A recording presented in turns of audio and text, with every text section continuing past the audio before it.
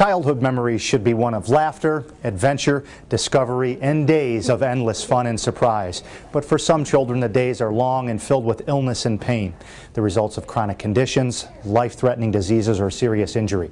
For 21 years, WB&G has been working with Geisinger Janet Weiss Children's Hospital and Children's Miracle Network to make a difference. Call to make a donation at 1-800-799-5437. During the last 21 years, we've helped raise more than $2 million. And your donations help buy the highly specialized equipment like radiant warmers for premature babies and IV pumps that control the small doses of medicine children need.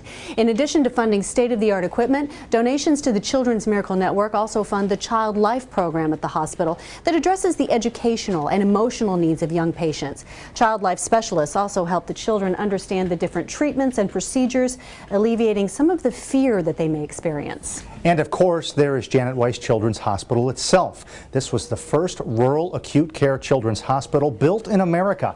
The hospital provides the latest in new technology to care for kids. Every aspect of the hospital is geared towards children, from its child-sized countertops and chairs to its bright colors and shapes. The goal of the Janet Weiss Children's Hospital is to help children overcome illness and injury and get on with the business of being a kid.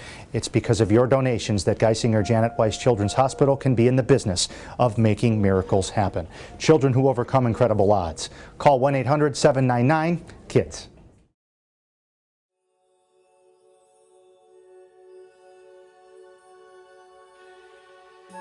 Well, it was November 2011.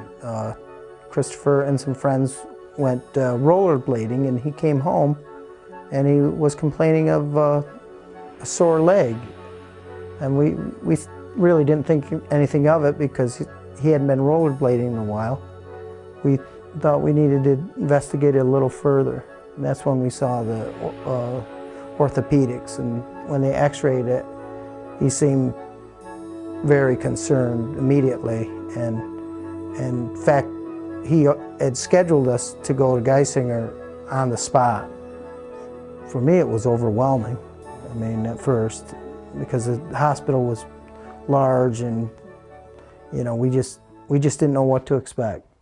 The diagnosis was osteosarcoma, which is a rare bone cancer that was in his left, basically his left femur, and just above the knee. And at that point, they prepared us for a long process. He said it was going to take a long time, and we ended up actually camping there, the two of us, with him each night that he had procedure after procedure. His treatment first entailed a biopsy of the tumor to show that it was an osteosarcoma, a bone cancer, a malignant tumor of bone. And then it also included imaging of other parts of his body, of his chest and elsewhere, to make sure that the tumor had not metastasized. And then, following that evaluation, he was treated first with chemotherapy for about 3 months. And then he had surgery to remove the tumor from his leg, and then additional chemotherapy afterwards. After the treatments went on, Dr. Ramdas and the other doctors concurred that the chemotherapy wasn't shrinking the tumor like they had hoped. They were concerned that it could be in the lymph nodes, so we had a hard decision to make at that point. Should we, I mean, they could operate, they could put a rod in, they could do an amputation. So we had a very hard decision to make. We talked about it, we prayed about it, we listened to the doctors, and we felt that we wanted the best chances to get rid of the disease with the amputation.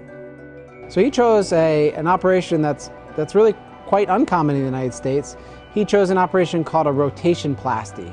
That's where we remove a segment of the bone and a segment of tissue in the thigh, and then use the remainder leg, the tibia, the lower leg bone, to reconstruct the upper leg. So it has its advantages, and I think he saw that and his family saw that. as a way that's right for them, and that's exciting.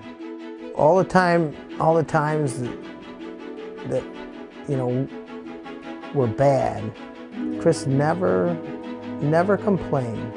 He rarely ever would complain about anything. He knew what he had to do, and he would do it. So he never really, he always kept us going, because he just wouldn't get down, and that he just kept everybody going. And so it's a person who says, in my life, I want one operation that's likely to work, that'll grow, and that will work for the remainder of my years in anticipation of surviving the cancer and living many years into the future. So I think that if you look at patients in the United States who choose rotation-plasty, they're special people. They're people who value function over cosmetics. They're people that tells you something about who they are. And I think Chris is a really special kid. I mean, he's a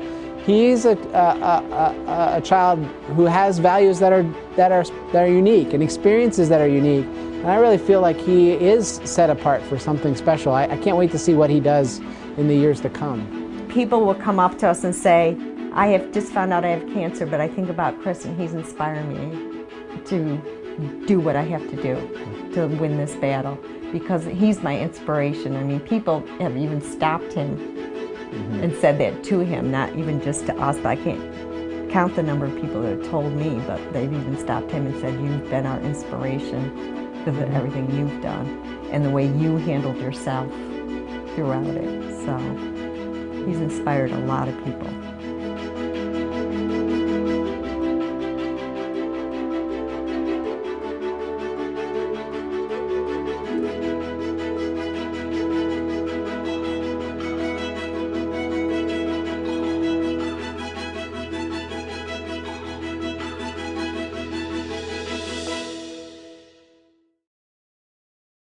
I'm here with Dr. Michael Ryan, Chief of Pediatrics here at Janet Weiss Children's Hospital at Geisinger in Danville. WB&G is in its 21st year partnering with Geisinger and Janet Weiss for the Children's Miracle Network, and you've seen so many children from our area featured over the past 21 years. Tell us about some of those children. How is it that they end up here?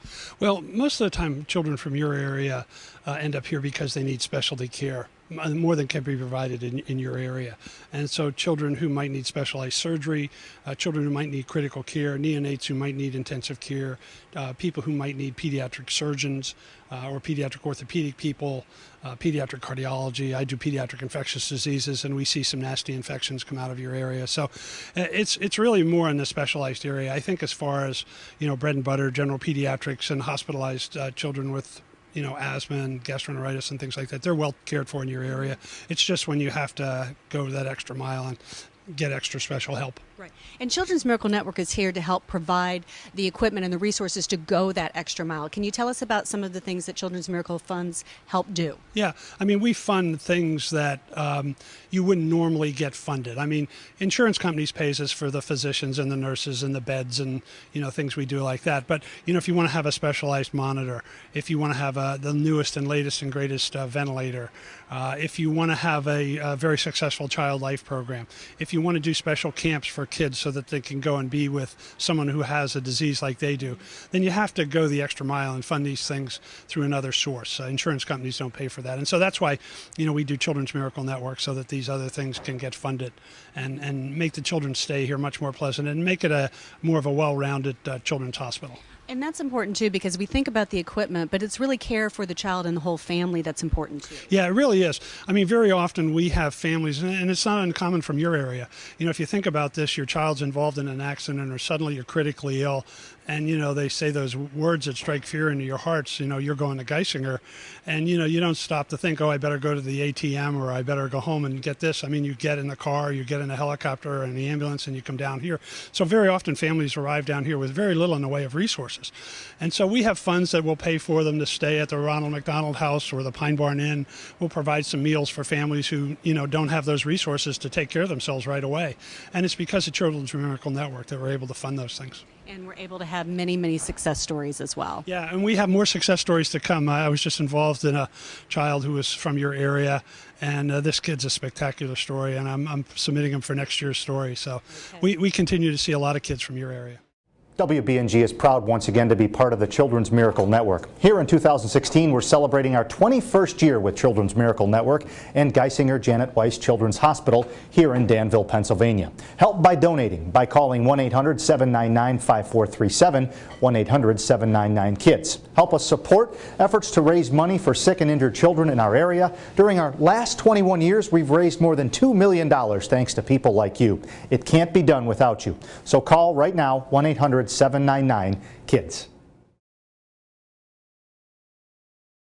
I don't remember like very distinct being sick, but I remember my parents telling me they had to like carry me places because I couldn't walk. I don't remember any of that though. You know, we had been to local primary care physicians and all that, and we had CAT scans, all kinds of stuff. He just kept getting, like he said, sicker and sicker and sicker, and he just wasn't himself. We went through, different diagnosis. It was this, it was this, it was this, but yet we'd give him antibiotics and nothing would get better, and it's just an ongoing thing that just didn't seem to end. I was young and really wasn't sure what was going on with him, but I knew he was sick or something. He came to my clinic with complaints of recurrent off and on fevers, not feeling well, big lymph nodes, and have been treated with multiple antibiotics and just not getting well. So the family was quite concerned, and then at that time we decided to do some blood work. And the blood work was pointing towards a condition which we were suspecting all along. Thursday they had us in Danville, and like Ethan alluded to, we were there, they ran some tests. Doctors told us go home, we'll let you know what's going on. But that was in Danville. We stopped in Wilkes-Barre and already received a phone call. I looked over and I saw my mom. She was crying. I didn't really know what was up. And we just got back from a test in Danville, and they were like, they want us to come back tomorrow. They said, you need to come back tomorrow. We're gonna do a bone marrow biopsy and go from there.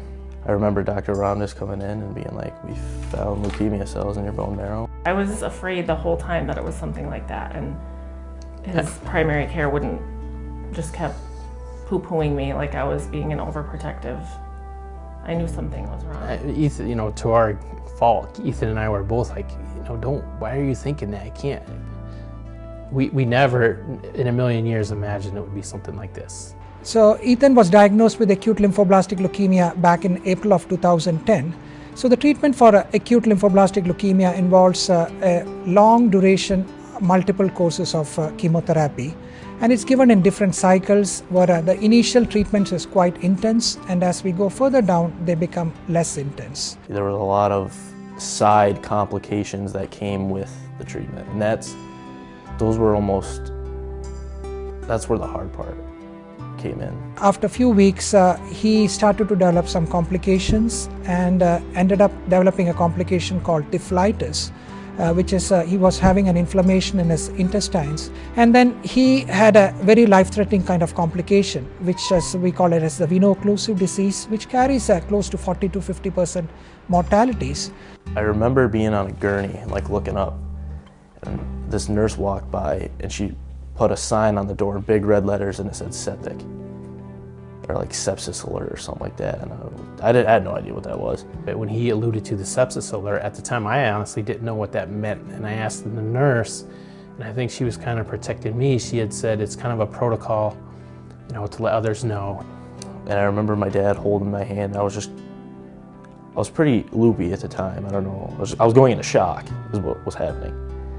So they life flighted me and they put me in this astronaut suit looking thing. I got in the helicopter. I remember being extremely mad because they told me my dad couldn't ride in the helicopter with me. I was like, you're not. But I ended up having to go by myself. But the team in there, the Geisinger Life Flight team, was really good. That day of the life flight was probably the hardest day of my life ever. Because like Ethan alluded to, I couldn't go with him. He was in a quite sick state at that time, and we were quite concerned. He stayed in our pediatric intensive care unit for almost close to 17 days. and had a lot of other related complications with this. But fortunately, he was able to tide out of that complication and was able to maintain his treatments through the different phases of the chemotherapy. The treatment for acute lymphoblastic leukemia can last anywhere from like up to 3 years. So he started his treatment in 2010 and we finally finished the treatment in 2013. So one of the things which we do in our pediatric oncology is a summer camp, and it's in a place called Camp Victory. So it's a 1-week camp in which kids kind of like they forget about their treatments and coming to the hospital and the routines of this, and they get to kind of like spend a week with the other kids who are going through the treatment as well as their siblings. And it's a fun home away from home kind of things in which they get to do things like swimming, archery, horseback riding, and or just goofing around or like other kind of like activities. And that was like a major turning point, going there and seeing other sick kids. And, you know, I mean, it's not a ball club you want to be part of, but to know that there's other kids there, they're going through the same thing, you can relate and you don't feel as alone. And you see kids that have finished chemo, you know, they went through the same thing you did and they're good and they're having fun. And it made it easier. And the nurses and the staff, it was just a lot of fun. It's one heck of a time. It's really fun there. I mean, it's a great place. They gave me the option. They said, you know, it's your last chemo. You can leave Camp Dost and be with your family and you can take it at the hospital. And I was like, you know, this camp's really, I love it here. You know, I've got good friends, I'm really close with my camp counselors. So I took one of my close camp counselors and I did it right there at camp. You know, they do the end of chemo song that I've been waiting to hear for 3.5 years. Patients have the cutest SMILEs. Our patients have the sweetest HEARTs. We love to see you every day, but if you ask us, then we'll say, pack your bags, go out the door, cause no more chemo anymore. Yay! They always told me, you know, you'll get there, you'll get that last chemo and you'll hear that song. And I heard it and I was like, this is it. It's over. I get back to my cabin, I come around the corner and my whole bunk is just sitting there with like streamers and they chalked out a big finish line. And as soon as I crossed the finish line, they started squirting me with water guns, and it was the coolest thing. Ethan said at Camp Dost it was the best week of his life. You know, here he's in the middle of a chemo treatment. I had to have that there's a light at the end of the tunnel aspect. And no matter how far away that light was, you just had to focus on seeing it. And you had to find some will to say that it will be over. when we talk about acute lymphoblastic leukemia, so we use a term called remission when we do not see the leukemia cells. And once they are past 5 years from the initial phase of the diagnosis, that's when we call the term called technically they are cured out of the leukemia. So again, Ethan still needs to be monitored, and then we do have to watch and make sure that this doesn't come back. So eventually, yes, he's going to grow out of this, and then we can call him that he's cured of his acute lymphoblastic leukemia. 3.5 years is a long road. I mean, he still goes to checkups every other month. You know, we're still not quite out of the blue, but you know, it's way, way better than it was. He's doing fantastic, and we see him on a routine basis. Any child who has gone through the chemotherapy, we still have to watch them again to make sure that there is no recurrence of this cancer. And also we are watching for any late effects from the medications. We want to make sure he's growing appropriately, and so at this moment I have to say he's thriving. He's enjoying all the routine kind of like a 16-year-old child will do, and he's very passionate about sports and his school activities and all, and so he's doing extremely well at this moment. From where we've seen him to where he is now and the man he's becoming is just, you know, it takes my breath away and puts me at a loss for words.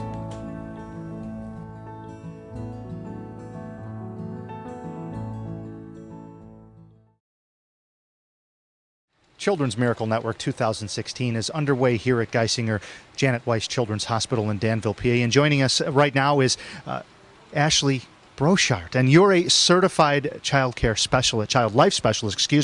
Talk a little bit about what you do. So as a child life specialist, my job is to help prepare children and their families for medical procedures that they'll be undergoing, and helping make the hospital a place that they want to be and not this scary place that they have to come to get hurt, but here to come to get better and to be normal. And what are some of the ways in which you help children understand that?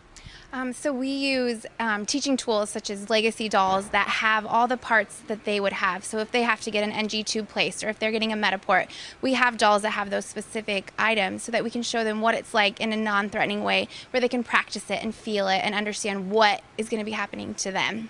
And what is, of course, you're working with children, what is your favorite part about your job working here? I just love being able to make a difference and seeing that kid who's here upset and scared and crying, or that even just today the doctor said, I don't know how we're going to get this kid through this procedure, and I just pull out some of my tools and just normal things that kids love, and they can do it, and they show us just how resilient and awesome they really are. And what are some of the reactions that you see on the children's faces? I got to imagine it's pretty amazing when you see a little child's face light up or come back to you afterward and say, I wasn't scared. What does that mean to you? That's the greatest feeling. It's knowing that I did my job and I did it right, and thankfully to Children's Miracle Network, I have all those supplies that I need to help those kids to understand so that they can smile and say, look, I did it, I did it.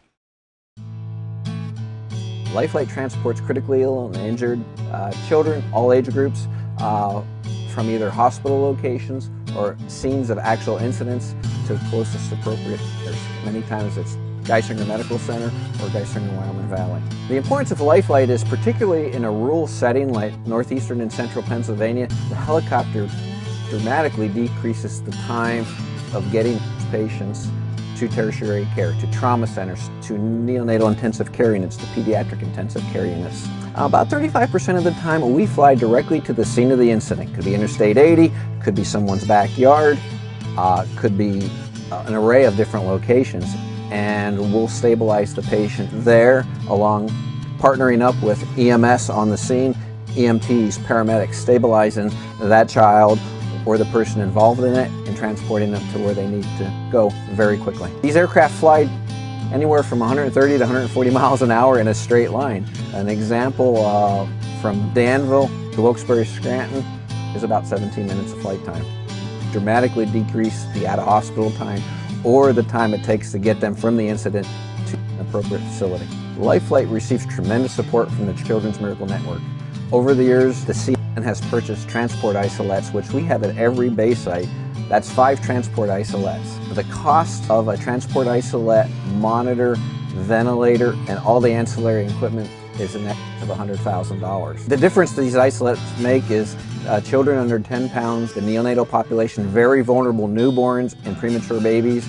We need this piece of equipment to safely transport them from scenes or hospitals to neonatal intensive care units. It provides a warm environment that we can monitor very closely. And being honest, if it wasn't for CMN, I don't think we would have this level of care at every base site. We would probably have come up with a strategic plan and put it at select bases. With the funding of CMN, we're able to have all 5 helicopter bases with this equipment.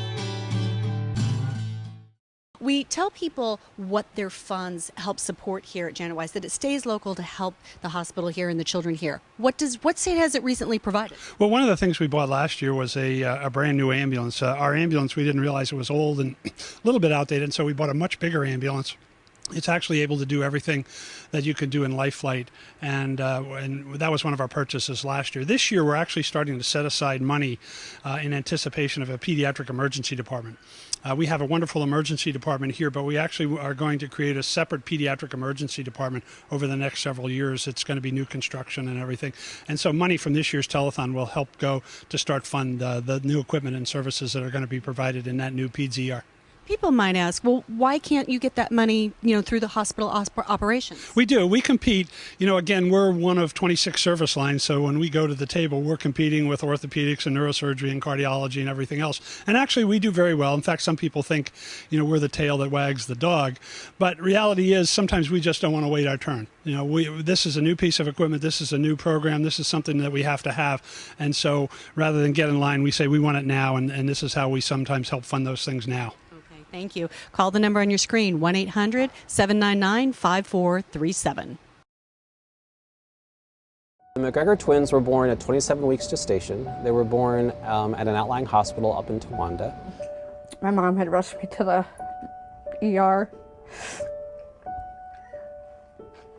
When we went in, they said I wasn't dilated any, but I was having contractions. I was there probably an hour and I started having more pains, so they checked me and I was 4 centimeters. So they rushed me to the operating room and they said that I was definitely gonna have the babies. It was a really stressful moment. I didn't know what to think. The doctors had told me it was gonna be okay. When they cut me open, they took Matthew first. He wasn't breathing.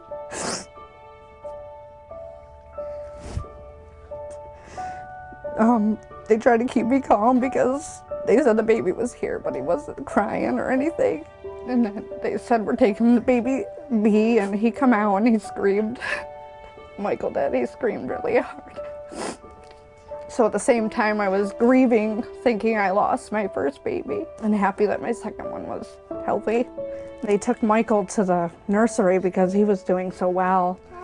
They did still have to intubate him, but he was doing well for a 27-week baby. About 5 or 6 minutes after Matthew was born, he finally started breathing and crying. So they wouldn't weigh them or anything until they flew them to Danville. It was a 5-hour wait. So I was in recovery and I couldn't see them.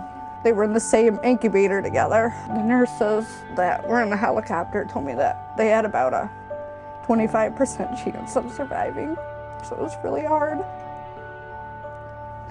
So when the babies were born, they required support for their breathing and were placed on ventilators right away, and then were transferred down to Geisinger being ventilated. And when they arrived, their lungs were very, very sick, and they needed what we call high-frequency ventilation, which is what we use when babies' lungs are very, very stiff. They got 4 doses of surfactant. Most babies only need 1 or 2 doses of surfactant.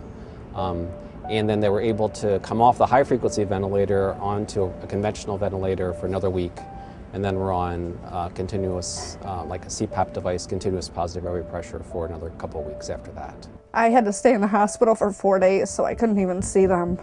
When I got down there, they were really nice to me. Nurses were wonderful. I wouldn't have wanted anybody else with them.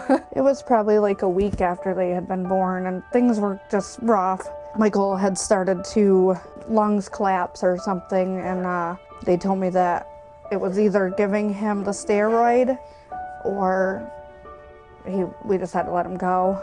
It was really hard. So Michael actually had a much more difficult course than Matthew did. Matthew was in the hospital until just before his due date. Once he got over his lung disease issues, he actually had very, very few residual problems from being born so early, but his lung disease was very severe. Michael's lung disease was also maybe a little bit more severe than Matthew's, but Michael also suffered more problems with his digestive system, and where he really had difficulty tolerating any kind of feedings and any kind of formulas or milk, and needed surgery to help with that. And the combination of the digestive problems and his lung disease really prolonged his stay in the hospital. So he stayed here almost a couple months after his due date. So parents were traveling back and forth to here for a very long time. Matthew was there for 2.5 months, and Michael was 4.5 months. They were really slow as far as talking, walking, things like that. When the early intervention came out, they were sure that Michael was never going to walk, but he finally did at 2 years old. He was like 2 months shy of being 2. So, but other than that, they're coming along really good. They're in sports. They've caught up with children their age. They are doing wonderful in school. I mean, they have some learning disabilities still, but they're doing good. Children's Miracle Network funding in this case really helped us with the ventilators we used for the boys initially. They were on high-frequency oscillator ventilators, which are very specialized ventilators, mainly used in newborns and children. They're very expensive, over $50,000 each, so not everybody has them. And that's been proven in our hands to be a little bit more gentle in ventilating babies whose lungs are very, very stiff. And we give those ventilators a lot of credit for babies like these boys, the twins, Michael and Matthew.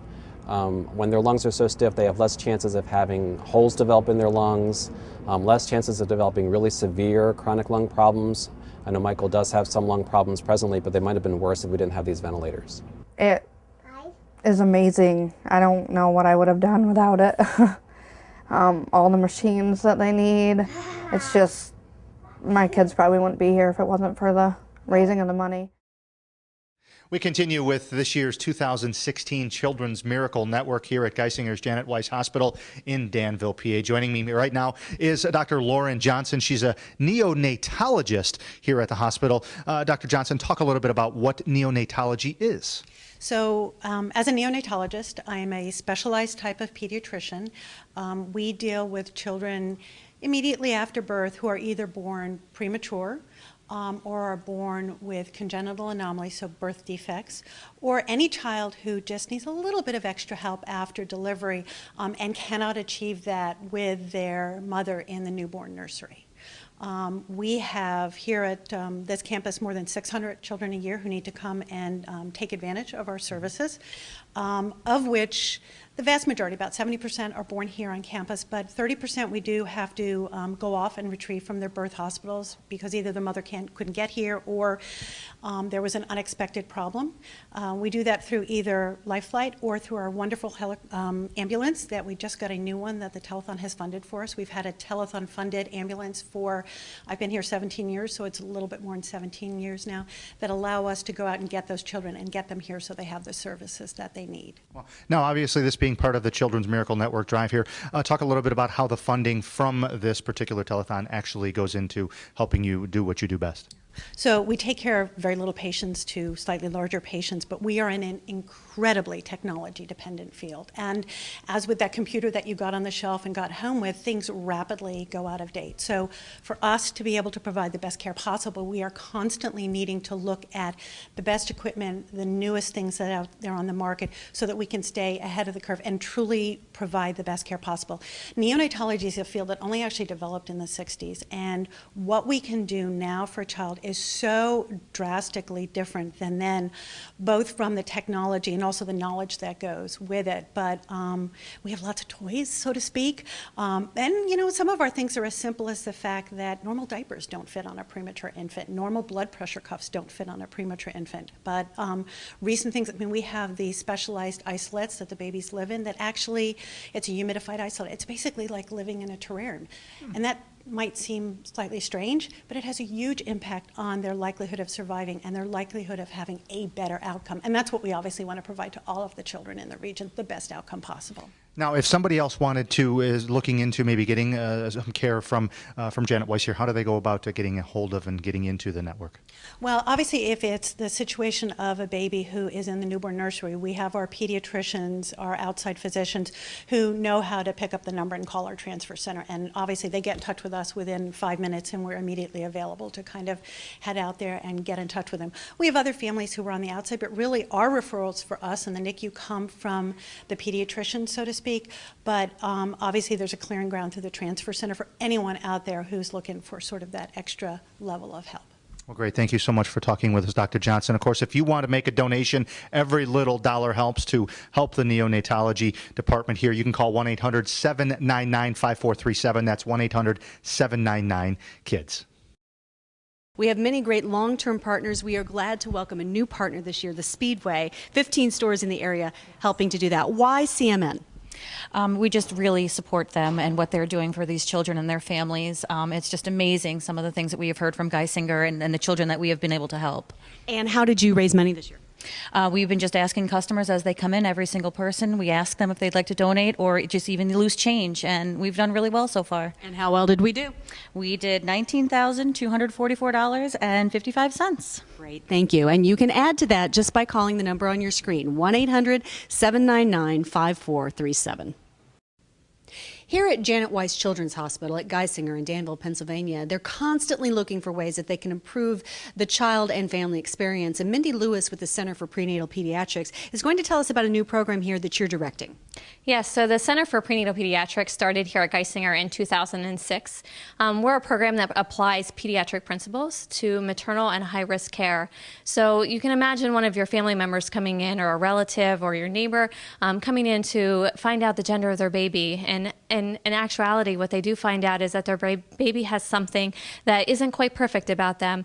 Maybe there's an anomaly or a condition that's going to require high-risk care both during the pregnancy and after birth. And the center is here to get involved at the time that diagnosis is made, and we provide care coordination, support, and education to those patients and families while providing continuity of care. And it all kind of cultivates in a multidisciplinary meeting later in the gestation during the pregnancy, where we pull all of the high-risk personnel involved in mom's care, as well as the team that's going to be caring for the baby together in the same room at the same time with the family present, so that we can have an opportunity to make plans for the remainder of the pregnancy, for the care of the neonate after birth, and also provide parents an opportunity to ask questions and truly participate in the care planning for their baby. I imagine that helps with the mom and the child, and maybe helping to reduce some stress, even though it's still a stressful time. Absolutely. So it's a very powerless circumstance, but education and knowledge gives you power back. And so that's one of our mission, is to really provide the families with that opportunity to get some power back into an otherwise powerless or lack of control situation. And this really exists here at Geisinger too, because of Children's Miracle Network. It sure does. So Children's Miracle Network has been very instrumental in the growth of our program. Once upon a time, several years ago, they funded my position here for several years, and now we're fortunate to have added additional staff, which they have also helped with the funding. So we're very grateful for the funds that have been contributed by many of the viewers that are watching today.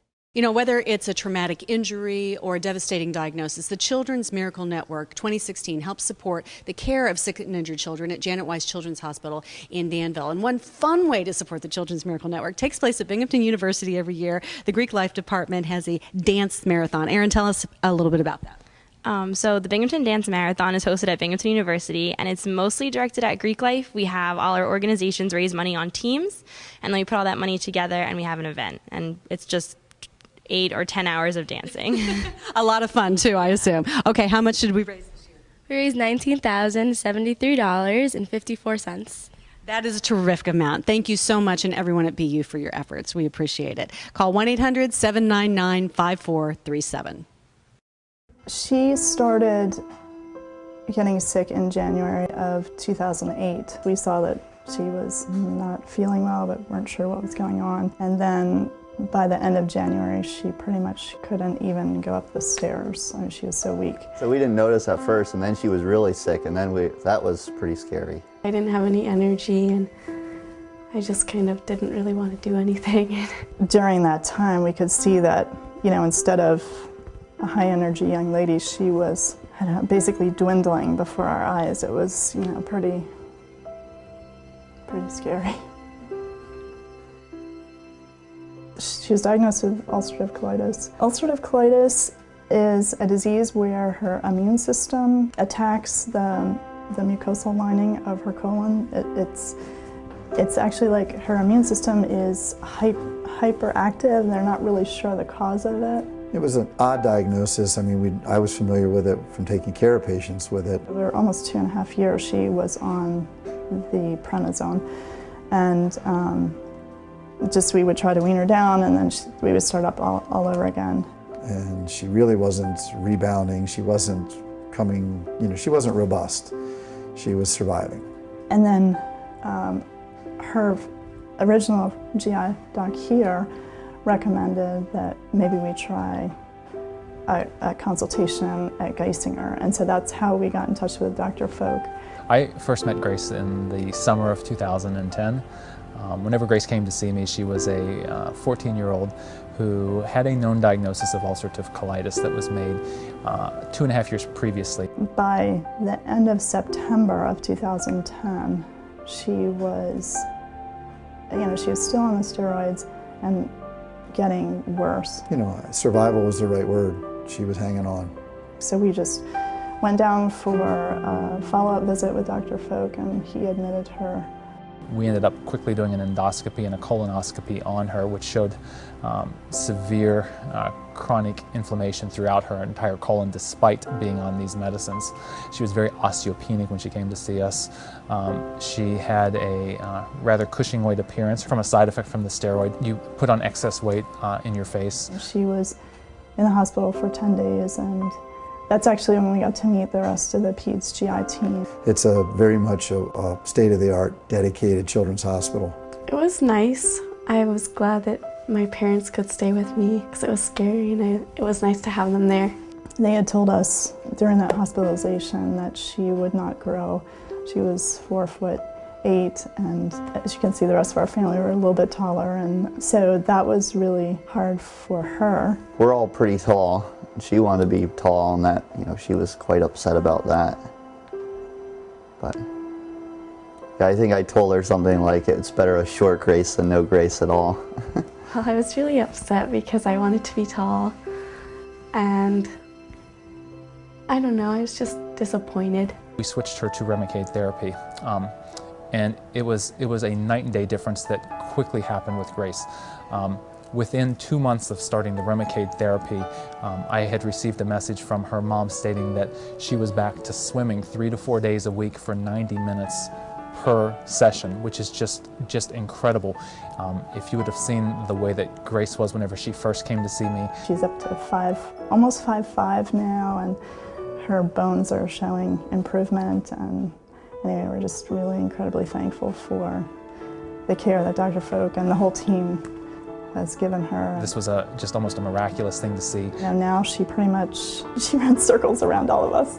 She's very strong, very independent. We see so many kids that have diseases very similar to Grace. We treat a lot of patients here with both Crohn's disease and ulcerative colitis. The Children's Miracle Network funds that we get really do allow us to pay for so many of the different equipment that's used within our GI division. The endoscopies that we use, whenever Grace comes in for her colonoscopies, for the upper endoscopies, those scopes are directly funded by Children's Miracle Network. If we did not have the money or the scopes, we would not be able to do the job that we do. In addition to that, we do have the Child Life, which is just a vital part of our patients that are coming through for these procedures. I mean, these are difficult procedures. They're having to get IVs. The Child Life person makes a huge difference for these kids whenever they come into the hospital. And that also is funded by Children's Miracle Network, so it has made a huge difference in our treatment of these patients. She's still going every 6 to 8 weeks to the outpatient clinic at Geisinger. We don't get hospitalized for that. It's an IV medicine, so there's an infusion. It's long because it's all day. We travel down and then stay for a couple, like 3 or 4 hours, and then drive back.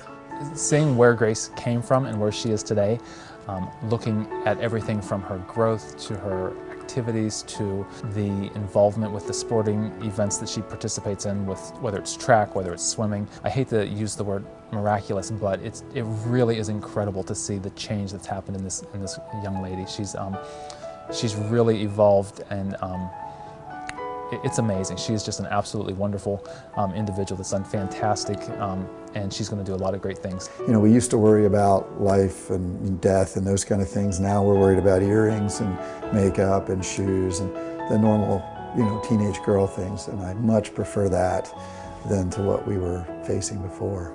Now we can't keep up with her.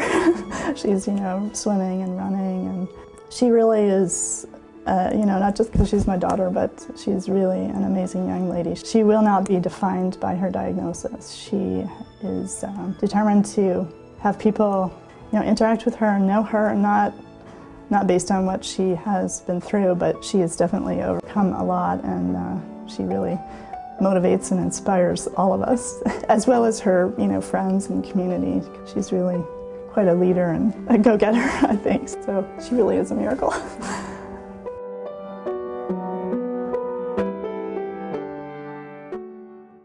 How can you help support the care of sick and injured children from our area? It's easy. Support Children's Miracle Network 2016, going on now at Janet Weiss Children's Hospital.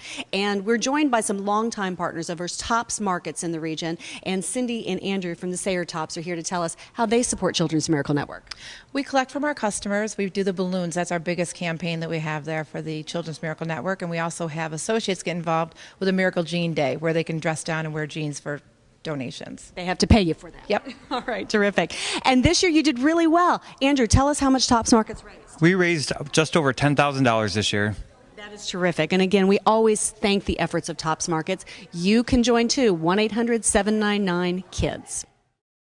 The Child Life Department's really here to help reduce the fear and anxiety of healthcare experience for children and their families. It's our job to make sure that each child is given the right education in an age and developmentally appropriate way to know what to expect while they're here.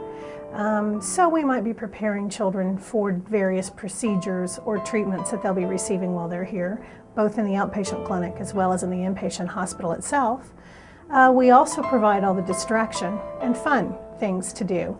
So there's lots of child life programs that you'll see benefiting from Children's Miracle Network funding because that enables us to really provide some fun distraction activities to keep kids either from being distracted from their pain and discomfort or just to keep them happy and not bored. Children's Miracle Network funds really help us provide a variety of different things. All of our playroom toys, games, books, and puzzles are available through our CMN funding. We leave our playrooms open 24 hours a day with the idea that sometimes healthcare treatments and routines and procedures and tests throw off a child's routine, and they might be up a little bit later or a little bit earlier than they normally would be at home. So we leave them open and accessible so that they're age-appropriate and developmentally appropriate activities for them to have access to, whether a child life specialist is in the building or not. In addition to all of our playroom supplies, we provide some special programming. Once a month, we serve free of charge to our families and patients dinner and a movie. And we'll go to the lobby and we'll have a buffet style dinner and we'll watch whatever new released movie is out. And it just gives the children and their families an opportunity to get out of their rooms, go socialize with each other, and have a little bit different activity. Another thing that we do once a month also is to have a sponsored ice cream event, usually around a magic show or a concert with a musicianary from the area. Woody Wolf is gracious enough to take some time and come, and thanks to CMN dollars, we not only can fund some of Woody's work, but we can also provide the ice cream event for the families. So one month it might be magic and floats, and the next month it might be a concert and sundaes. And that's just a wonderful morale booster, and the families, again, really appreciate that.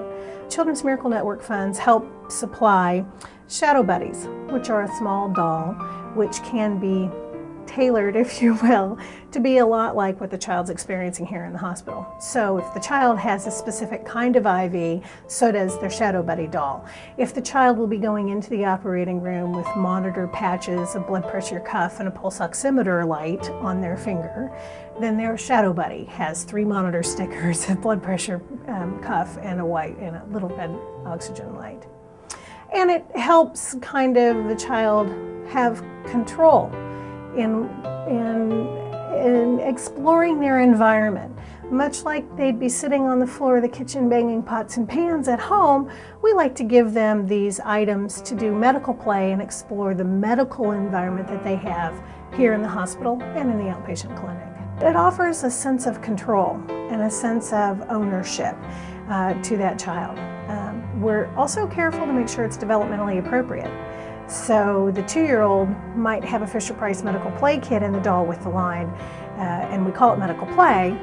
With the teenagers, it's medical rehearsal, and they have actual syringes and the vials of medicines to at least kind of see and touch and experiment with this medical teaching doll.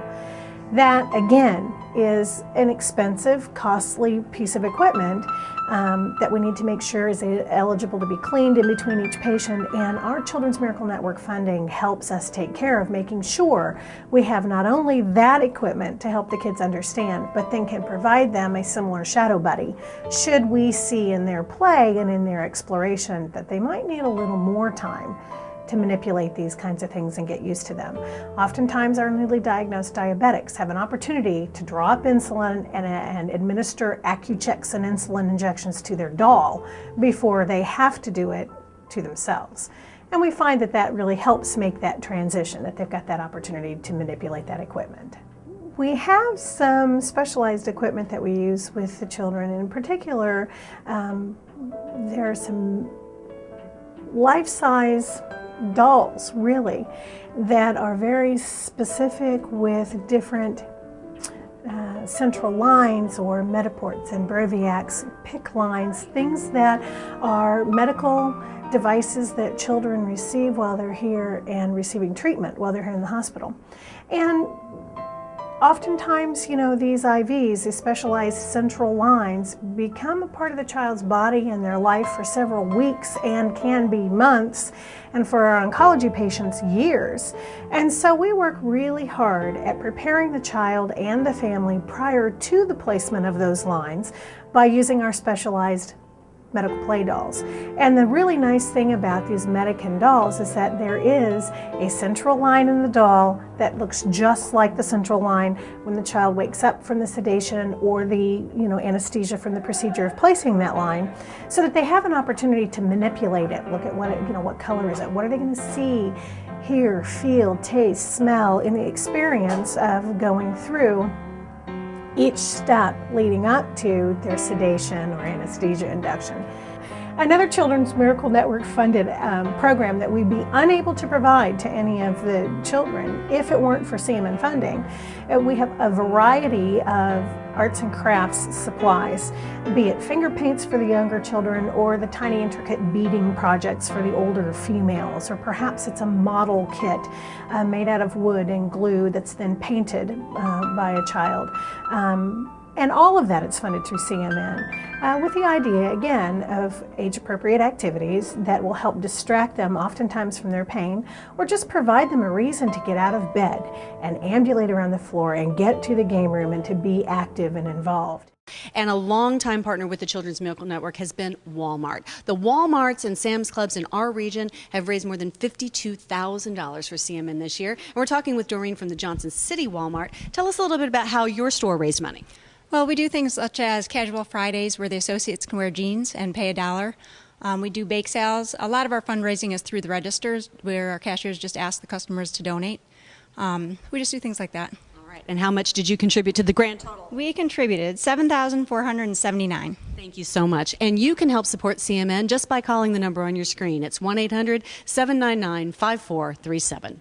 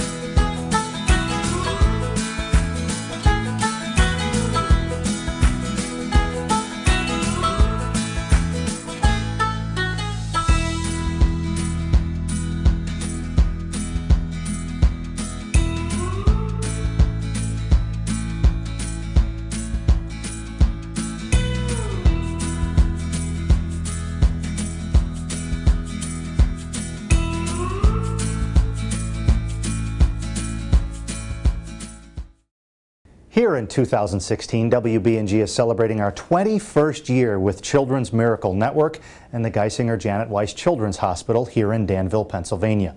You can help sick and injured children in the area by calling 1-800-799-5437. Your donation provides the latest technology, allows children to attend specialized summer camps, brings health education to the community, and much more. With your help, we can continue these efforts. Call now at 1-800-799-5437. That's 1-800-799-KIDS. During the last 21 years, WBNG has raised more than $2 million. Your donations help buy the highly specialized equipment like radiant warmers for premature babies and IV pumps that control the small doses of medicine the children need. In addition to funding state-of-the-art equipment, donations to the Children's Miracle Network also fund the Child Life program at the hospital that addresses the educational and emotional needs of young patients. Child Life specialists also help the children understand the different treatments and procedures, alleviating some of the fear that they experience. And of course, there is Janet Weiss Children's Hospital itself. This was the first rural acute care children's hospital built in America. And you can help out right now with a donation by calling 1-800-799-5437. That's 1-800-799-KIDS.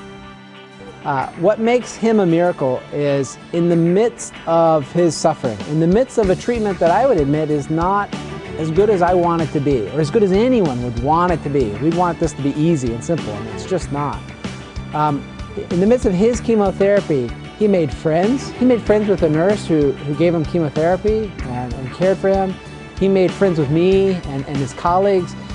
He and his family were able to build relationships and grow and engage despite what is a horrible, devastating thing.